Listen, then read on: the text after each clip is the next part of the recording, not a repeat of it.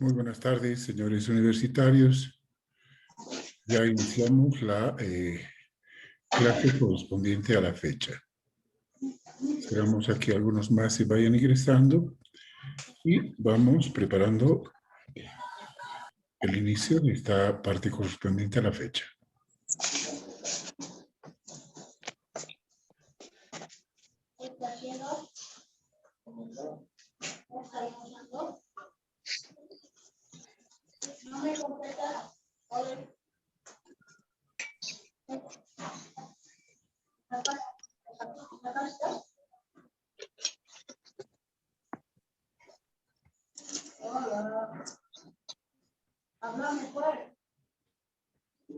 Bueno, sugiero por favor a todos quienes tienen abierto el micrófono puedan apagarlo para así poder comenzar la teórica correspondiente al día de hoy. La segunda y la tercera parte que corresponde a la primera unidad temática es la que ahora vamos a tomarlo en cuenta. En base a este concepto, es importante analizar absolutamente varios tópicos importantes porque, sin duda alguna, tenemos que tener un conocimiento claro respecto a lo que vamos a conversar bajo el criterio propio de la asignatura. Comencemos. La segunda parte que corresponde a la primera unidad temática le corresponde al estudio de la anatomía patológica. Pero previamente, antes de poder ingresar a este tópico, vamos a hacer un recuerdo importante de qué es lo que es la patología. Habíamos mencionado que la patología es una ciencia, es una rama de la medicina que se encarga del estudio de la enfermedad o del sufrimiento. Sí, este estudio lo hace en base a conceptos muy importantes relacionados con las estructuras anatómicas macro y microscópicas. Para que la patología pueda ingresar al estudio pleno de esta condición denominada enfermedad o alteración, se debe conocer sin duda alguna los 4 componentes importantes que hace uso esta especialidad.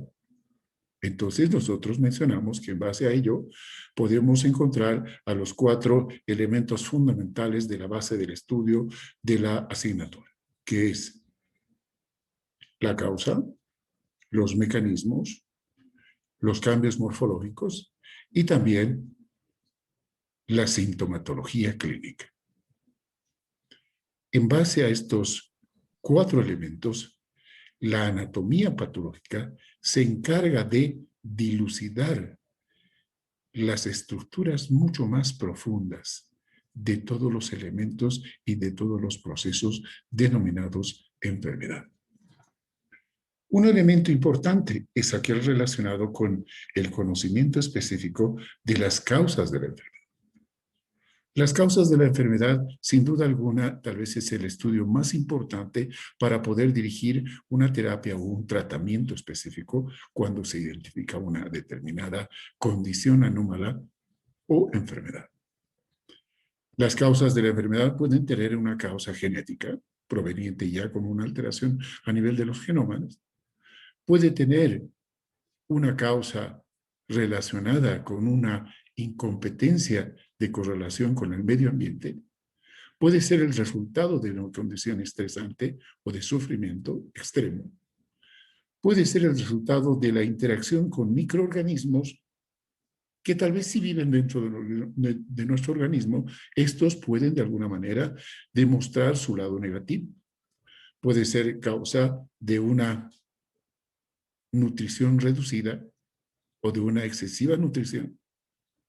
O podría ser la causa de mala praxis o iatrogenes.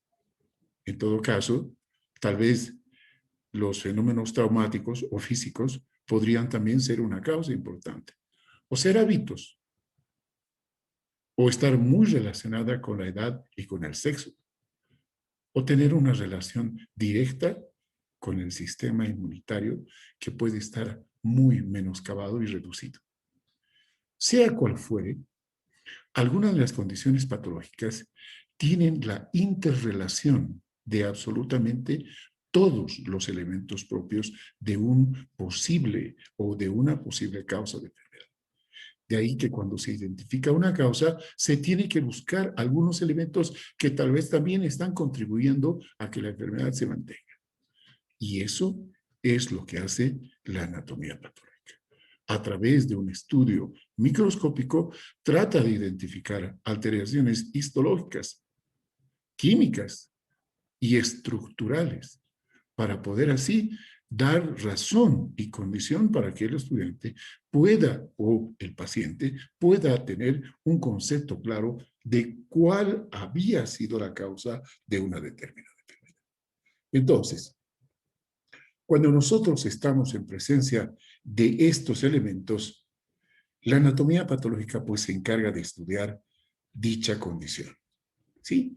¿Y qué es la anatomía o de qué se encarga la anatomía patológica?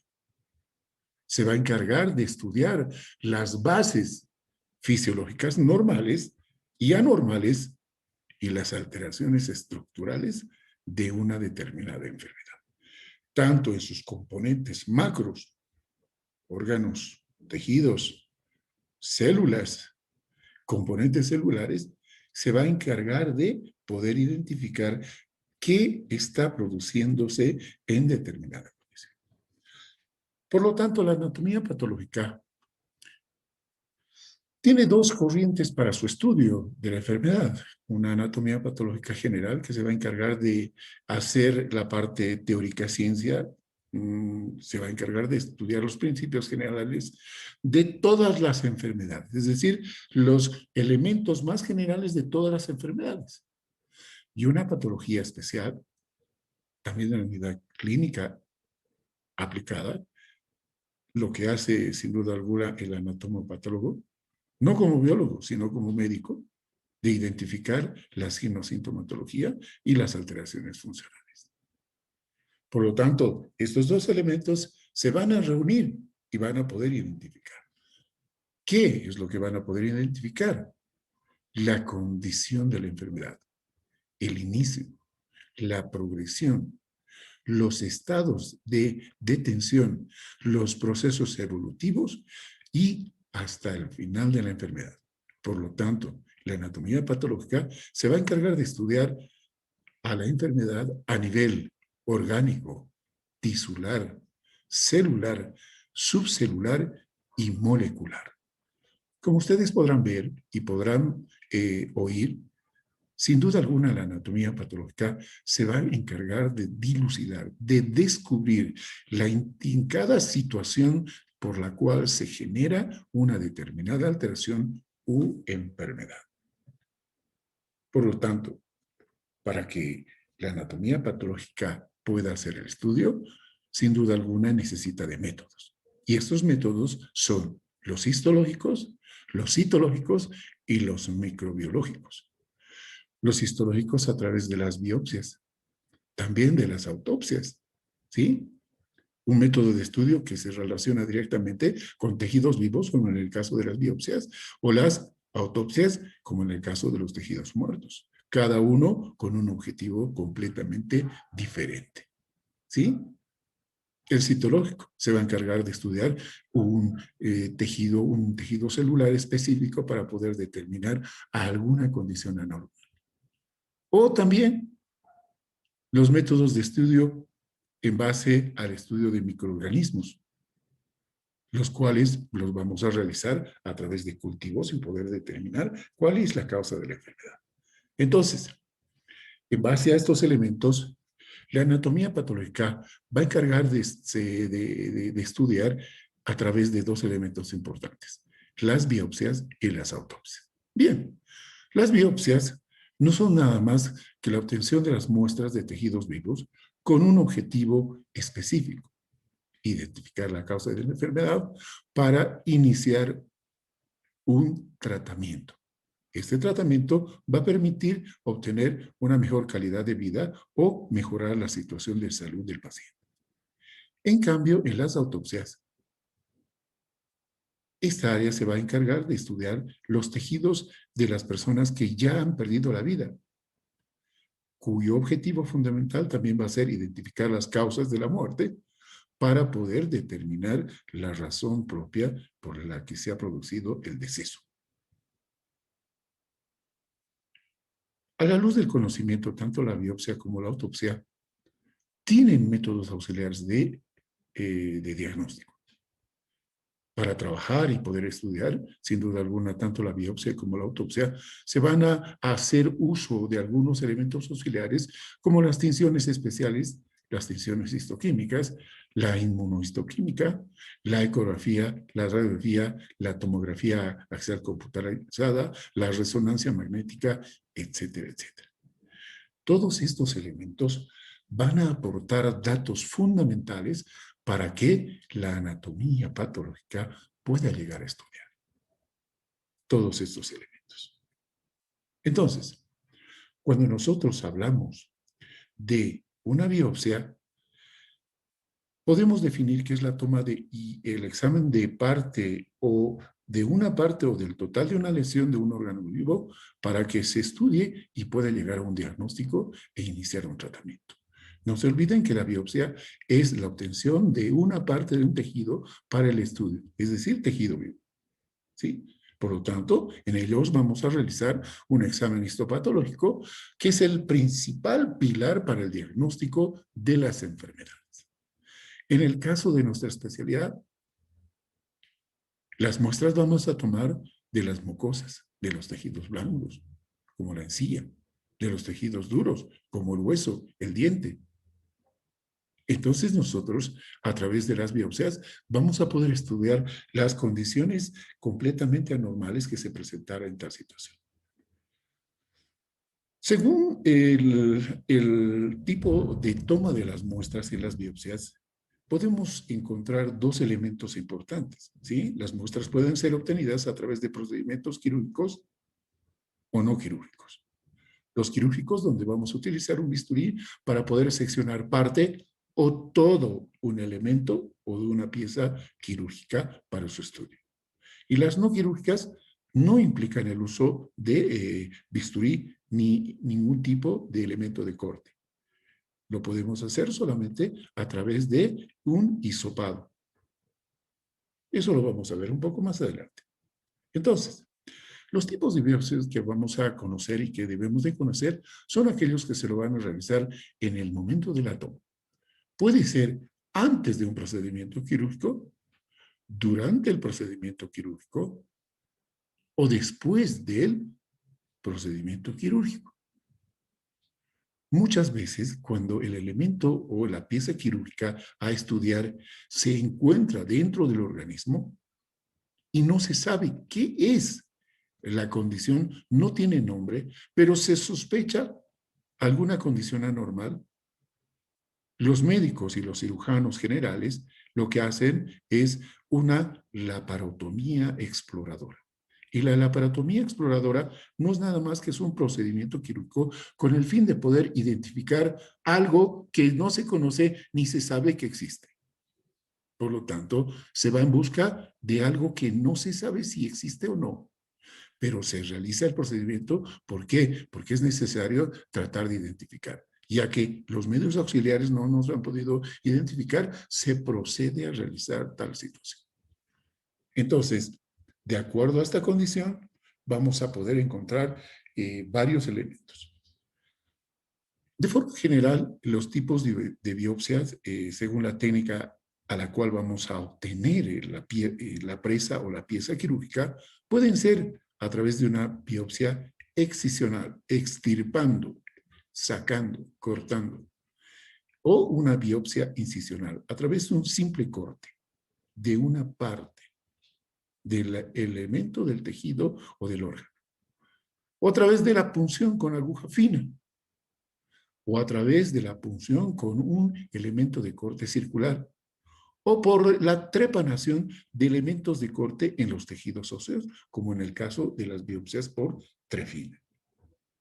Entonces, los métodos de estudio, además de los mencionados, van a tener que ver muchísimo con algunos elementos adicionales, ¿sí? Podemos utilizar unas biopsias solamente con hisopado, como en el caso del Papa Nicolau.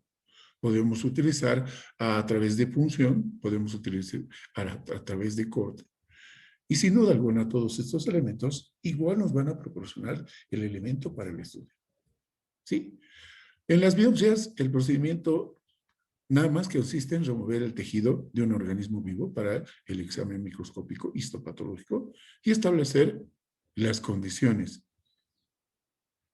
y definir un diagnóstico. ¿Sí? Por lo tanto, lo que primero hacemos cuando hacemos una biopsia es elegir la zona donde vamos a obtener el tejido o la muestra del tejido normal. Inmediatamente vamos a anestesiar la zona y vamos a proceder a la remoción quirúrgica. Tomamos con una pinza, hacemos el corte y lo llevamos a la preparación de la muestra. ¿Sí? Lo vamos a fijar y luego vamos a hacer los cortes con tomógrafo y luego procedemos al estudio del elemento obtenido. ¿Sí? ¿Cuáles son las indicaciones de este tipo de estudio? ¿Por qué se lo realiza? ¿Cuándo se lo realiza? Se lo realiza cuando queremos determinar la naturaleza de las enfermedades. Queremos identificar si en algún caso hemos observado algún tejido con crecimiento anormal. Queremos determinar cuál va a ser su comportamiento. Es decir, va a tener un comportamiento negativo que va a afectar la salud o va a tener un crecimiento lento sin ningún tipo de alteraciones ni otra situación. Es necesario también proceder a su estudio para poder catalogarlo y verificarlo en base a estudios, como base de estudios, para que otros puedan continuar haciendo, sin duda alguna, algunos pesquisajes. También nuestros estudios están indicados para delimitar la extensión de una lesión. A veces, cuando un tejido está creciendo de manera desproporcionada, nos puede ayudar a poder realizar un corte y tratar de evitar su avance. Lo propio, hacemos estos estudios para comparar de forma evolutiva, es decir, el avance del curso de una enfermedad. O podemos realizarlo para identificar y definir el tratamiento definitivo mediante la extirpación total de la lesión. Frecuentemente cuando son neoplasias, tumores o cáncer. ¿Sí? Algunos tipos de cáncer, generalmente cuando son identificados, son extirpados de forma total, ya no se tiene crecimiento. Pero a veces existe un término denominado recidiva, que sigue manteniéndose y que puede continuar su crecimiento. ¿Sí? ¿Cuándo no se lo debe realizar estos procedimientos de obtención de muestras como las biopsias? Sin duda alguna, es importante analizar cuál es la condición de salud del paciente. ¿Cuál es el procedimiento mejor adecuado para obtener la muestra en estos determinados pacientes? ¿Sí? Pero, sin duda alguna, habría que hacer un pesquisaje, un estudio de si el tejido donde vamos a obtener tiene una condición maligna o benigna. Si está con un proceso infeccioso o no. Si existe suficiente irrigación o no existe, porque puede haber la capacidad de complicarse la zona antes del procedimiento. Por lo tanto, estos elementos se deben de tomar en cuenta. ¿Sí? ¿En qué casos, entonces, está contraindicado el estudio o la toma de muestras? En los casos donde existen neoplasias, tejidos muy grandes, donde, sin duda alguna, se va a perder gran cantidad de tejido sano. ¿Cuándo más está contraindicado? Cuando estos tejidos, donde vamos a obtener, generalmente pueden comprometer el funcionamiento de un determinado elemento o un órgano. ¿Sí? ¿En qué otros casos más? En los casos donde los pacientes presentan algunas enfermedades muy debilitantes que pueden descompensar en el transcurso de la muestra, producto del estrés o producto de alguna complicación que pueda generarse producto de la acción quirúrgica que se va a obtener. Entonces, ¿qué ventajas ofrece el estudio histopatológico de los elementos anormales observados e identificados? Una de las ventajas es que es un examen completamente muy sencillo. En la mayoría de los casos no existen complicaciones cuando lo realizan personal bien capacitado. Según la aplicación, el tamaño y la localización de la estación, esto se puede obtener sin ningún tipo de problema. ¿Sí? Generalmente una de las ventajas también es la posibilidad de forma inmediata obtener un diagnóstico de alta confiabilidad de la enfermedad. Sin duda alguna, en muchos países, esta es la última instancia a la cual se recurre para poder definir el diagnóstico definitivo e iniciar un tratamiento precoz inmediato, lo cual va a condicionar, sin duda alguna, un costo-beneficio que el paciente y los profesionales de salud pueden valorar a la hora de determinar si corresponde o no el riesgo. Entonces, para la toma de estos elementos, sabiendo ya sus ventajas, sus desventajas y conociendo algunas complicaciones que podrían presentarse, cuando el paciente ya está consciente de que debe realizarse el estudio, se debe proceder a informar al paciente del procedimiento, informarle de las ventajas, de sus desventajas y dejarle a él para que él pueda definir si lo realiza o no. ¿Por qué? Porque a través de los métodos de forma legal necesitamos un consentimiento firmado. Y este consentimiento lo firma cuando él haya recibido toda la información y haya definido él de forma personal, voluntaria, no obligatoria. ¿Sí? Entonces, se le explica al paciente de la necesidad del estudio, de poder identificar cuáles son las características de estos elementos biológicos y cuáles son sus ventajas y sus desventajas y cuál es la repercusión en caso de no ser, para que el paciente pueda de forma autónoma poder definir si se realiza o no se realiza el estudio. Entonces, una vez que se ha procedido a que el paciente defina que si va a hacer o no el estudio, nosotros ingresamos al estudio de los tipos de biopsias que vamos a encontrar. Si bien las biopsias se obtienen de los tejidos vivos, sin duda alguna el fundamento importante es que cada uno de ellos pueda llegar a obtener un resultado favorable que permita iniciar un tratamiento o que pueda diferir el tratamiento. ¿Sí? Analicemos los tipos de biopsias que se conocen y veamos cuáles son sus conceptos. La biopsia incisional es un tipo de biopsia que se utiliza con frecuencia en los laboratorios de histopatología o de anatomía patológica. Este procedimiento, como su nombre dice, incisional, cortar, consiste en la extirpación de una parte, de un fragmento de la lesión para su estudio. Generalmente, este tipo de biopsias son utilizados en los procesos neoplásicos o alteraciones dermatológicas o en algunas condiciones que se pueden presentar a nivel del tubo digestivo, respiratorio, ginecológico o en la cavidad bucal. ¿Sí? Generalmente, estas podrían estar acompañadas de una condición sistémica o podrían estar completamente aisladas de ellas.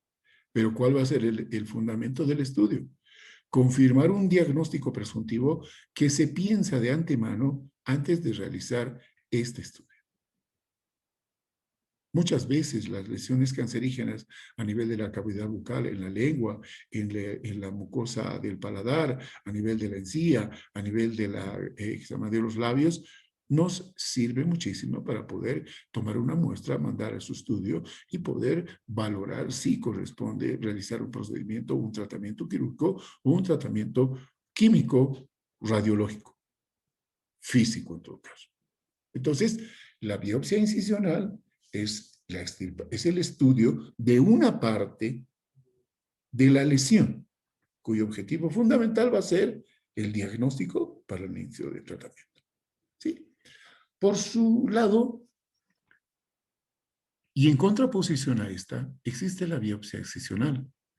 Excisional, ex significa extirpar, excisional corresponde a la parte del corto. Entonces, no es nada más que la extirpación de la lesión, pero de forma completa. Si en la incisional obteníamos una parte y dejábamos todo el órgano, en esta obtenemos toda la parte, junto con un margen adecuado de seguridad, es decir, con parte de tejido sano. ¿Por qué? Porque podemos dejar un elemento importante residual que a partir del cual puede iniciar nuevamente el proceso patológico. Este tipo de biopsias generalmente está indicado en los casos donde existen lesiones de pequeño tamaño, ¿sí? Puede ser una verruga vulgar, puede ser un punto negro, puede ser una pigmentación o algún otro elemento que sea de menos tamaño. En cambio, las biopsias incisionales se los realizan cuando generalmente la lesión es de un tamaño no más aceptable, pero con la condición de que no afecte a órganos nobles que puedan alterar algún tipo de función o de condición estable. Entonces, cada uno de estos elementos tienen el fundamento terapéutico. Iniciar el estudio, llegar a un diagnóstico e iniciar la terapia. ¿Sí? Por el otro lado, y en contraposición al uso de los bisturís o de los elementos de corte, se pueden utilizar agujas. Primero, para realizar una punción y aspirar. Biopsia por punción, aspiración. Por lo tanto, se utiliza una aguja gruesa o de trocar que nos va a permitir profundizar sobre el tejido y obtener la muestra correspondiente para que se pueda someter a un estudio, ¿no? Esto generalmente se lo hacen órganos muy profundos cuando están presentes, que se llama algún elemento o una recarga de algún proceso inflamatorio, infeccioso, etcétera, etcétera. Como se pueden dar en los pulmones, en la próstata, en la médula ósea, en el riñón, etcétera, etcétera. Entonces, se trata de introducir una aguja de calibre grueso y obtener el sustrato, la sustancia, el líquido que se encuentra en la lesión. Otro tipo de lesión, otro tipo que se llama de lesión que puede ser estudiada por algún tipo de biopsia, son aquellos que se lo pueden realizar durante la cirugía, ¿sí? Durante la cirugía, lo que se puede hacer es congelar una determinada zona y obtener un fragmento del tejido. Durante el procedimiento quirúrgico se realiza el corte o la obtención de la muestra y se envía de inmediato al laboratorio para, de forma inmediata, de urgencia, ser procesada.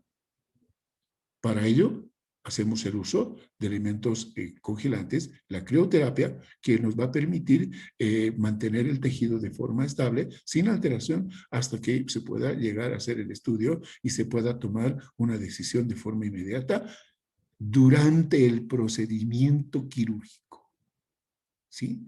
Generalmente cuando hay lesiones neoplásicas malignas, este dato es muy importante. ¿Por qué? Porque de ser benignas podríamos dejar el tejido ahí, pero de ser malignas, una vez que se ha realizado el corte, podemos nosotros hacer que la lesión y las células neoplásicas puedan viajar a través del torrente linfático o sanguíneo a otras zonas, lo cual se denomina, sin duda alguna, siembra a distancia o metástasis.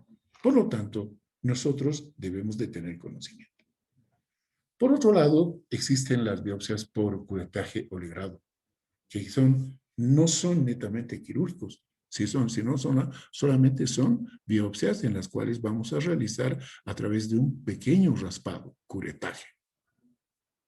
¿Sí? En base a una cureta, una cucharilla u otro instrumental, vamos a obtener determinadas células o tejidos de revestimiento de una cavidad, conducto u orificio.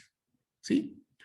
Estos pueden ser obtenidos, pueden ser estas biopsias o estos que se llaman, estas pueden ser citológicas y las citológicas pueden ser ginecológicas y no ginecológicas. ¿Sí? Ginecología es cuando se toma la muestra del tejido o de las células cuando están relacionadas con el órgano ginecológico. Y no ginecológico, cuando se van a tomar las muestras de fosas nasales, de cavidad bucal, etcétera, o de la lengua, etcétera, etcétera, o de otras mucosas. Por lo tanto, el objetivo sigue siendo el diagnóstico para el inicio del tratamiento inmediato. Algunas otras situaciones y algunos otros tipos de biopsia son aquellos conocidos por biopsia por punch, es decir, por punción. Pero esta punción no es una punción con aguja de punta, sino es con una aguja que tiene un borde cortante. El objetivo es obtener a través de la punción y de un borde cortante un fragmento de la muestra de forma circular. ¿Para qué? Para poder estudiar. ¿Cuál es el objetivo? El objetivo siempre va a ser el diagnóstico de la lesión. Pero este tipo de biopsia nos permite obtener tejido desde la superficie hasta la parte profunda donde se localiza la lesión, lo cual nos va a permitir hacer un estudio y una validación en cuanto a lo que se refiere las diferencias o la profundidad del tejido afectado en estos casos. Toda citología que no implica incisión está relacionada con la toma de muestra de zonas superficiales. Y muchas veces se denomina citología el estudio de las células. Citos es célula, logía es estudio. El estudio superficial de las células las podemos hacer, como habíamos mencionado hace unos segundos atrás. Lo podemos hacer en la región ginecológica o en otras regiones, ¿sí? Entonces, nosotros, ¿qué es lo que vamos a hacer? Tomar una muestra de las células que se van exfoliando. En el estudio de la especialidad del área odontológica, muchas veces vamos a encontrarnos con lesiones en mucosa yugal, mucosa palatina, mucosa semimucosa labial, encía masticatoria, insertada, etcétera, etcétera. Generalmente, lo que hacemos es una muestra, obtenemos una muestra de la zona, de los exudados que se van a generar producto de la alteración, que pueden ser secreciones o líquidos, que pueden ser serosos, sanguinolentos, serosanguinolentos, seropurulentos, purulentos, etcétera, etcétera. Entonces, para el estudio, lo que nosotros hacemos es una impronta. Podemos hacer un sello, podemos hacer la obtención a través de un cepillo o a través de un hisopo. ¿Cuál es el objeto? Siempre va a ser el objetivo llegar a un diagnóstico para iniciar una terapia. Algunas punciones no se las realiza con agujas gruesas. Tampoco tiene que ver con la obtención de la muestra por punch. Algunas otras se las realiza a través de la punción con aguja fina. Punción-aspiración. ¿Sí? Entonces, estos, sin duda alguna, tienen un objetivo, sin duda alguna, de obtener un material completamente vivo, ¿sí? O sea, este material lo obtenemos en una persona viva y es un tejido completamente vivo. ¿Cuál es el objetivo? Llegar a lo mismo. Lo que hacemos es hacer una punción por una zona anatómica no complicada y a través de ella hacemos la aspiración. Podemos extraer secreciones, podemos extraer células descamadas, podemos extraer material o sustancia del intersticio celular, podemos obtener sustancias que se llaman citrinas, etcétera, purulentas, etcétera, etcétera, cuando estos sean localizados por algún método específico. Entonces, cuando nosotros hacemos este estudio, siempre nos vamos a encontrar con condiciones importantes. Mencionaba, ¿no? Existe citología o estudio de células descamativas en la mucosa yugal, en la mucosa labial, en la semimucosa labial, en la mucosa o el epitelio de la lengua, en el dorso, en la cara ventral, en la cara interna. Podemos hacer inclusive una citología de la zona de la encía o de la encía interdental o del surco gingival. Podemos obtener estas células o estas células exudativas o el elemento exudativo a través de un cepillo o a través de un cotonete o un hisopo. ¿Sí? Lo que hacemos es tocar simplemente la lesión, buscando empapar y recoger fragmentos o elementos celulares y sustancias, detritos o sustancias que se están produciendo infiltración en la zona. ¿Sí? Muchas veces, en presencia de determinadas enfermedades, como las enfermedades periodontales, podemos sugerir el hisopado gingival. O a veces cuando estamos en un terreno con un tratamiento endodóntico que no resulta favorable, tenemos que hacer el hisopado del conducto dental. ¿Para qué? Para poder identificar el estado de secreción y tal vez la presencia de microorganismos, que más adelante también puede ser enviado para el estudio para que se pueda hacer un cultivo, una siembra y después un antibiograma para poder determinar el tratamiento correspondiente. ¿Sí? Muchas veces algunos tejidos pueden ser solamente sometidos a un sello, impronta, en forma de sello. Se agarra el tejido, se agarra el elemento y se llega a tomar un sello en un portaobjeto y en base a decisiones químicas son llevados a su preparación y luego al laboratorio y luego a microscopía para que puedan identificarse los tipos de células, etcétera, etcétera. ¿Sí? Por lo tanto, todo el arsenal relacionado con la parte del estudio de la anatomía patológica que tienen que ver con los tejidos vivos, lo hace las biopsias. Por el otro lado, y las biopsias por un lado, sin duda alguna, tienen el objetivo de llegar a identificar la causa de la enfermedad e iniciar un tratamiento para la recuperación de la salud o para la mejora de la calidad de vida del paciente. Por el otro lado, se pueden hacer también estudios de tejidos de personas que ya han perdido la vida, están muertas. A eso se denomina autopsia. ¿Cuál es el objeto del estudio de estos tejidos de personas muertas? Conocer la causa por las cuales ha producido el deceso. Conocer qué tipo de enfermedades tenía el paciente o qué tipo de alteración. ¿Sí? Por lo tanto, la autopsia es también llamada un examen post-mortem, abducción o necropsia, en la cual el procedimiento emplea primero un corte, una disección, con el fin de obtener de forma privada o también de forma legal, porque en nuestro medio todo paciente que pierde la vida es llevado a un hospital y en el hospital, una vez que se ha dado el deceso, se ha firmado todo lo demás, se debe proceder al estudio o hacer una autopsia para identificar la causa de la muerte de la persona. En presencia o en ausencia de los familiares.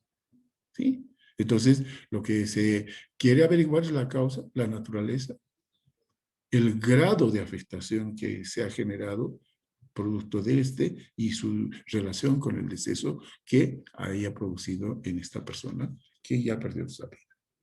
Entonces, todos estos elementos que hemos mencionado, tanto la biopsia como la autopsia, nos van a ayudar a identificar la enfermedad, las alteraciones morfológicas, el mecanismo por el que se ha generado y también correlacionar con la significancia clínica que se va a generar el médico en lo que corresponde la parte clínica. Todos estos elementos, todos estos estudios van a recibir sin duda alguna la ayuda de varios métodos auxiliares. Y estos métodos auxiliares tienen que ver con la histoquímica, es decir, con el tipo de tinción que va a ser utilizado para el estudio de determinados tejidos cuando se quieran observar determinados elementos celulares, determinados componentes químicos y estructurales. Para eso hacemos uso de la histoquímica a través de las tinciones como el ácido periódico de Schiff, el tricómico de Mallory, de Mason, Balsam Blue, etcétera, etcétera. ¿Sí?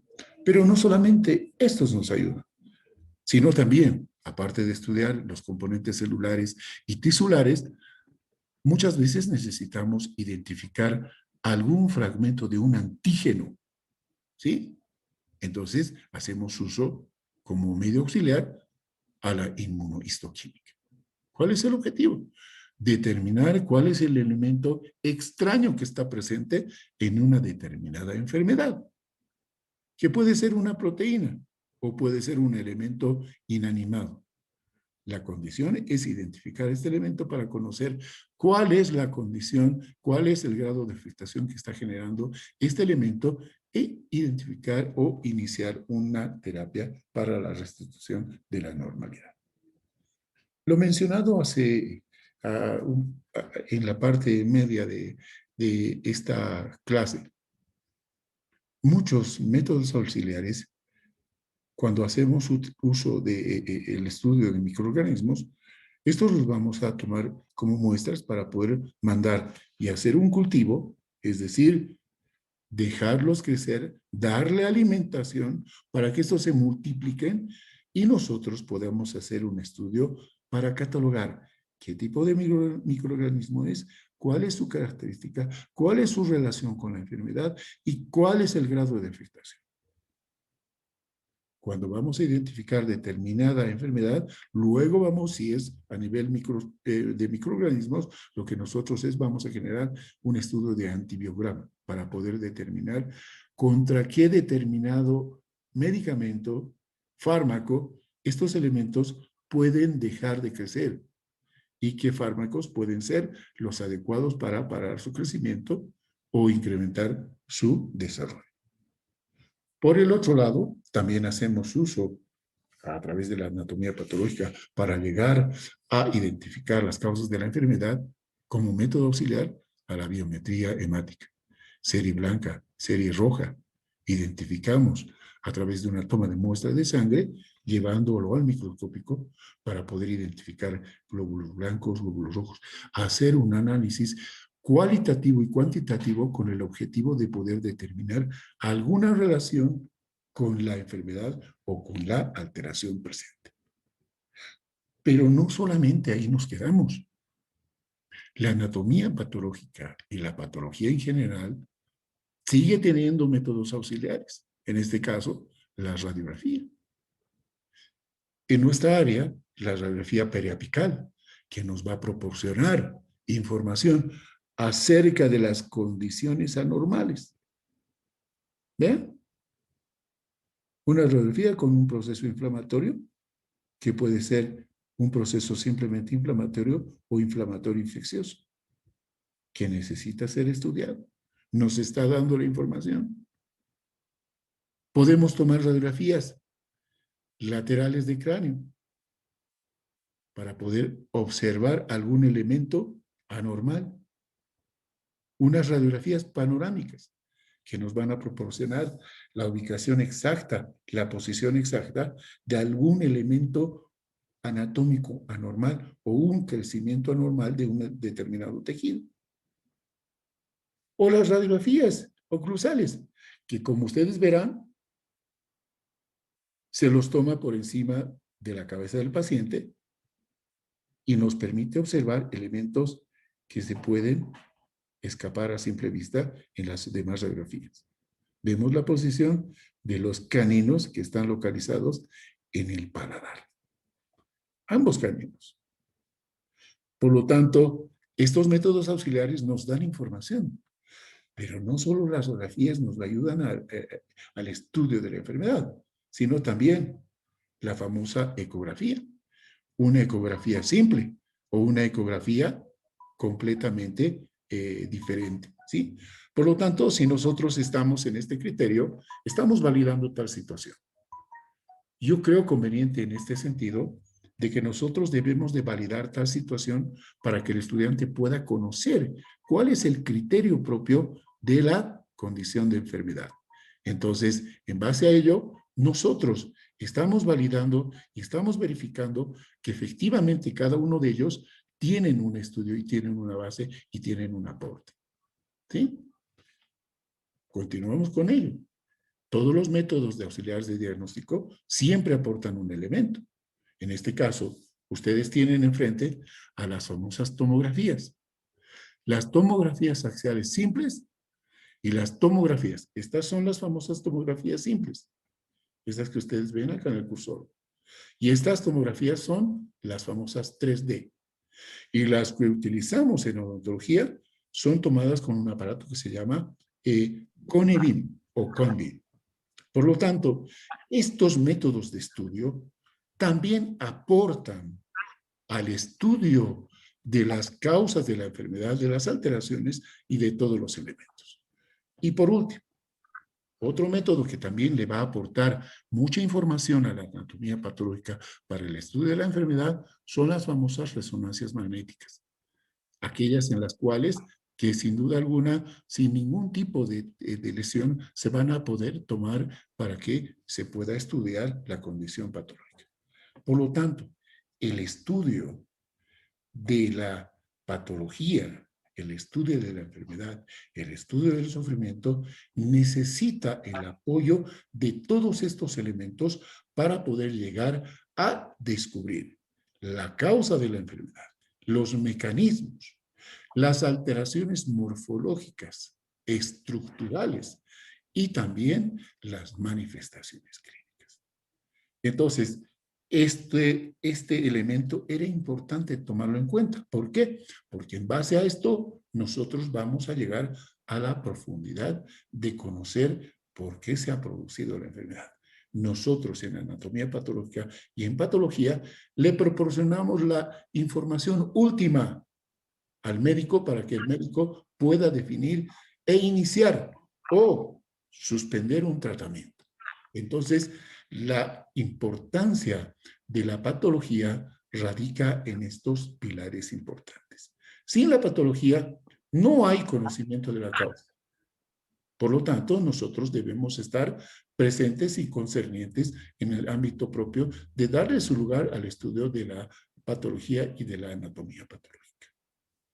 Hasta esta parte ya queda establecido la unidad temática. En los paralelos correspondientes se va a proceder a trabajar sobre este tópico importante, que si bien en el texto guía que tenemos, que es el de patología de Cotran y de Robbins, lo tenemos un segmento. Aquí tenemos ya un elemento muy importante como para su estudio y para que se pueda profundizar mucho más allá. Por este tiempo que han compartido con nosotros y por toda la atención prestada, quedo muy agradecidos a todos ustedes y la grabación va a ser subida en cuanto termine de cargarse y pueda proporcionar. Recordarles que tengo 2 horas para subir la grabación y nos vemos en la próxima clase teórica que le corresponde a la doctora Doris Zapasa con la unidad temática número 2. Muy buenas tardes y feliz resto de jornada. Igualmente, doctor, muchas gracias. Gracias, doctor. Igualmente. Gracias, doctor. Gracias, hasta luego, doctor. Bye, bye, bye, bye.